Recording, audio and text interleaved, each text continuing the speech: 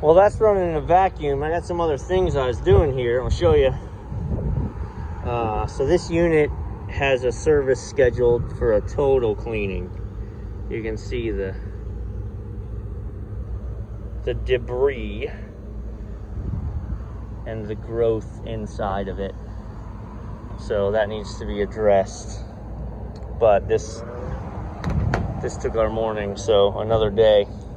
I'm a big fan of Kevlar belts on these units specifically, right? So, I mean, it's an A61K. Geographically, I think anything that's not nearby, you should put a Kevlar belt on, but I always keep extra belts in here anyway. This is the original belt that was on. But in this instance, this brand does not believe in redundancy. So this is our back of house. This is our dining room. You throw a belt, you're done, right? Throw a belt, 88-degree dining room. So several of the other brands I deal with, instead of having these big 12 or 15-ton units, they have 2 6-tons in the back, 2 6-tons in the dining room. And that way, if you have to service one of them, the dining room isn't being punished. So there's redundancy. On here, there's none. So I cannot have a service call because a belt breaks. So I put Kevlars on these. I put Kevlars on belt drive. These are direct drives, but belt drive hoods, I put Kevlars. And makeup air units. So there's just, look, the standard belt costs you what? You know, $8, $10, $12. This Kevlar belt, I think all in, after I shipped them and everything, cost me 24 bucks. So put a Kevlar belt on there. It's designed to be abused. And then I replace it every year anyway. But I'm a different bird, right? I don't want a service call. These facilities pay me to keep them up and running, which is more than responding to downages.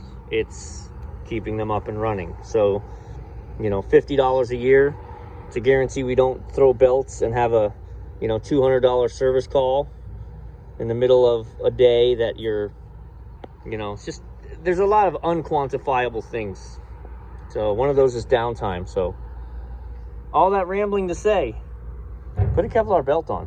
So I've got it tight. I don't think I have it too tight, but what I did pay attention to was the operating amps, which is 11 on this unit. So after you change your belt, put your covers on, go to the electrical section, and we'll clamp on to that motor and make sure it's not overamping. I have, right before I left for vacation, I ran from location to location, just changing all the belts on my Carrier 6-ton units. And I mean, I slapped belts on there, I tightened them down, yank, yank, yank. I ran off for a week. 2 days later, I had blower motors dying all over the place because I didn't bother checking that I didn't over tension them, and I'd over tensioned a lot of them, started burning up motors. So yeah, you got to take the time, pull the amp draw, or you'll blow up an expensive motor. So Kevlar, check it out. Physics lesson time. With the panel closed, my motor was pulling only right at 5.2 amps. It's good up to 10.8, which means the motor has more to give. But my belt really was very tight. I don't feel like I'm not going to pull that belt much of any tighter. So, if you can look, this sheave is all the way open. Look how deep in that pulley this is spinning. So this is adjustable. Right, so you loosen that. And then this, I've already broken it loose. This turns. So you want to note where you are. Okay, let me see if we can do it this way. Hang on. All right, you kind of want to note where you are in relation to the key and everything. So this is a quarter turn. This is a half turn. Now that we're at the key, that's 3/4 of a turn. And now we have closed it a full turn. And if you look now, the belt's gonna ride closer to the outside. I can tell you I've got the amperage. I'm gonna close this. There's another, hang on. There's the key, there. All right, so now this is riding, I've gone 2 full turns. This is riding further on the outside. Why is it a physics lesson? What are we changing?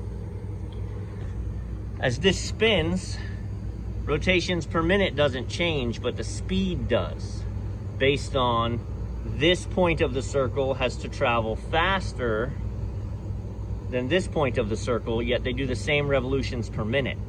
So tightening the sheave and moving the belt to the outside is going to put faster speed on the belt, and it's going to translate to more RPMs up there. RPMs here don't change, but RPMs through the belt do. So I'm gonna tighten this down. Never use sheaves to adjust belt tension. I'm only doing this because my belt tension is already at a max and I'm not gonna tighten it anymore. So it's not like, oh, I need to tighten the belt, let me just do this. That doesn't make any sense. So tighten your belt, and then I was only pulling half of my allotted amps. This is gonna work the motor harder, it's gonna give it more resistance, it's gonna up my amp draw, but that's fine. It's also gonna equate to much better airflow in the building, so.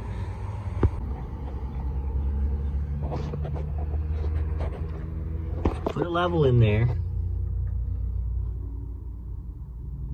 because you've got 2 separate rods hanging and you've really got all your weight on one side. And if you hang this, if you just hang this, tighten it up and say, yep, we're good. All right, so this is good, it's locked down. You tighten the top nut, you tighten the bottom nut, we're in place. Really nice tension. And then you just tighten that one up and you say, oh yeah, look, there we are, we're good. And it's not in the right spot. This is gonna be cockeyed, and then this is not gonna be aligned properly. I'm gonna look down that pulley, see that they're aligned. We know that because we're level. It's not just like loosen nuts, tighten nuts, new belt, done. I'm gonna actually do it as a means to doing it that optimizes the system too. I know the customer just knows, oh yeah, I put on a belt. Okay, well, and they don't care that the pulleys are aligned and that the blower motor is aligned. They don't care about that, but they are gonna care when this is misaligned and we wear the belt down and it breaks. We were at 5.2 amps before, now we're at 6.2 basically. I've pulled an entire amp of performance out of that motor. And that's not to any detriment of the motor. The motor wants to do its job. Keep it at 10% under what it's supposed to do. I'd push that sucker right to 9 amps. But we've just increased the airflow in the building really well. Bada bing. Let's go do that one. So here's the second unit winding down. Notice this. This is a byproduct of eating up the side of the belt. Either because our sheave is actually the wrong shape and it's damaged and it's slipping. See that shine in the center? That's rubbed. It shouldn't be that way. Again, I can probably just tighten the sheave and make the belt ride where it's supposed to. But yeah, this is how you break a belt. So it's from this not being, the pulley not being the right shape anymore, or this being misaligned, right? If this is not aligned properly with that pulley, it's hard to tell. It looks, put a straight edge on it. And I think it's just the shape of the pulley, but that could be from what I was talking about earlier if this isn't level. While I had the belt off, I cleaned all this dust for 2 reasons. One, it's gonna pull it into the blower and into the building. But the real reason is I want that clean so I can see when I start eating the next belt. I closed this, you can see now we're riding on the outside. We are level. So at that point, you just bring the top nuts to tension, bottom nut against it to lock it, and then you tighten these guys. But with those guys on the corner loosened, let's say I wasn't level, let me show you. It's 9/16. I got it in here. All right, so if I move this bottom nut and I ratchet the top one, it's gonna pull this side up. So if I was low and I needed to pull the left side up, I could crank on this and it would do that. But we're real nice and tight. We are level. So lock those nuts in place. 2 wrench game, so they can't move, one way, one the other. Crank them down. Let's fire it up, pull an amp draw. Even better, this one's 7. So we're good for 10.8.